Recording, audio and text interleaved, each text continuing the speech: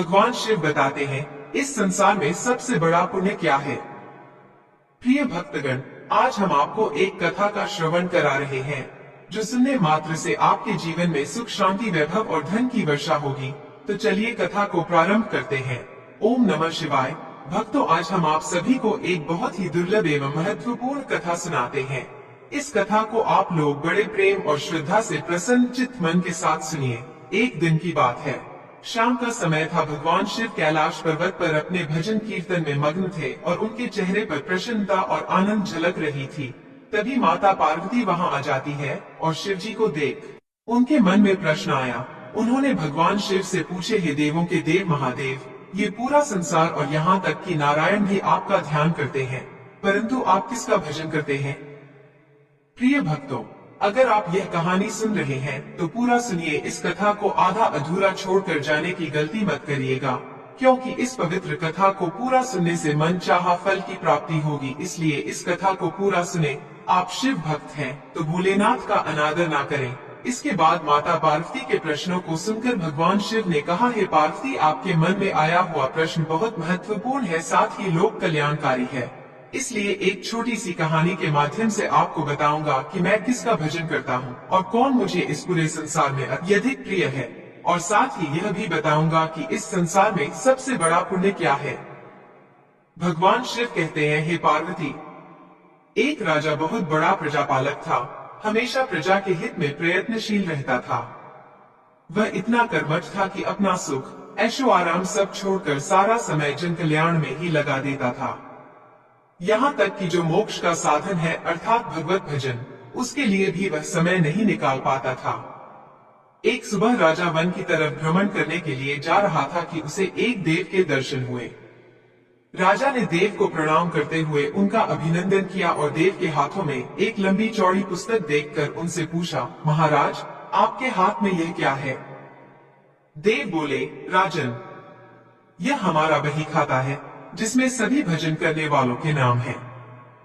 राजा ने निराशायुक्त भाव से कहा, कृपया देखिए तो इस किताब में कहीं मेरा नाम भी है या नहीं। देव महाराज किताब का एक एक पृष्ठ उलटने लगे, परंतु राजा का नाम कहीं भी नजर नहीं आया। राजा ने देव को चिंतित देखकर कहा, महाराज, आप चिंतित ना हो, आपके ढूंढने में कोई भी कमी नहीं है। वास्तव में ये मेरा दुर्भाग्य है कि मैं भजन कीर्तन के लिए समय नहीं निकाल पाता, और इसीलिए मेरा नाम यहाँ नहीं है। भगवान शिव कहते हैं, हे पार्वती, उस दिन राजा के मन में आत्मग्लानि सी उत्पन्न हुई, लेकिन इसके बावजूद उन्होंने इसे नजरअंदाज कर दिया और पुनः परोपकार की भावना लिए दूसरों की सेवा करने में लग गए। कुछ दिन बाद राजा फिर सुबह वन की तरफ टहलने के लिए निकले तो उन्हें वही देव महाराज के दर्शन हुए। इस बार भी उनके हाथ में एक पुस्तक थी। इस पुस्तक के रंग और आकार में बहुत भेद था और यह पहली वाली से काफी छोटी भी थी। राजा ने फिर उन्हें प्रणाम करते हुए पूछा, महाराज, आज कौन सा बही खाता आपने हाथों में लिया हुआ है। देव ने कहा, राजन, आज के बही खाते में उन लोगों का नाम लिखा है जो ईश्वर को सबसे अधिक प्रिय है। राजा ने कहा, कितने भाग्यशाली होंगे वे लोग, निश्चित ही वे दिन रात भगवत भजन में लीन रहते होंगे। क्या इस पुस्तक में कोई मेरे राज्य का भी नागरिक है। देव महाराज ने बही खाता खोला और ये क्या, पहले पन्ने पर पहला नाम राजा का ही था।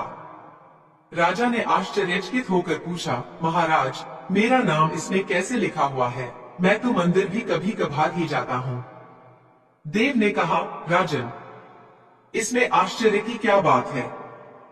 जो लोग निष्काम होकर संसार की सेवा करते हैं, जो लोग संसार के उपकार में अपना जीवन अर्पण करते हैं, जो लोग मुक्ति का लोभ भी त्याग कर प्रभु के निर्बल संतानों की सेवा सहायता में अपना योगदान देते हैं, उन त्यागी महापुरुषों का भजन स्वयं ईश्वर करता है। ऐ राजन, तू मत पछता कि तू पूजा पाठ नहीं करता, लोगों की सेवा कर, तू असल में भगवान की ही पूजा करता है। परोपकार और निस्वार्थ लोक सेवा किसी भी उपासना से बढ़कर है। देव ने वेदों का उदाहरण देते हुए कहा, कुर्वन्ने वह कर्माणि जिजीविषेक्षणम समा एवान्त्वाप नान्यतो अस्ति व कर्म लिप्यते नरे। अर्थात कर्म करते हुए 100 वर्ष जीने की इच्छा करो तो कर्म बंधन में लिप्त हो जाओगे। राजन, भगवान दीन दयालु हैं, उन्हें खुशामद नहीं भाती बल्कि आचरण भाता है।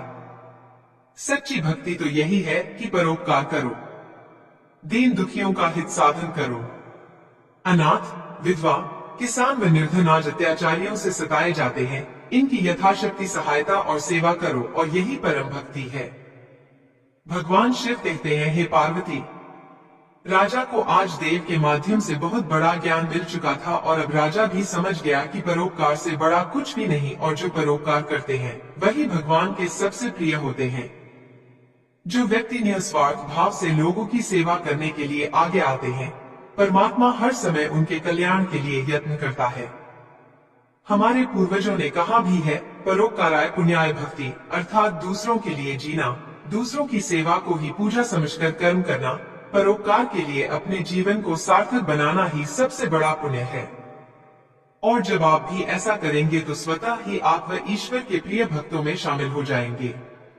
इस वीडियो को बोलते समय कोई त्रुटि हो तो मैं क्षमा चाहती हूँ। उम्मीद है आप सभी को यह वीडियो अच्छी लगी होगी। अगर आप शिव के सच्चे भक्त हैं तो चैनल को सब्सक्राइब और वीडियो को लाइक करके कमेंट में हर हर महादेव लिख दीजिए। धन्यवाद।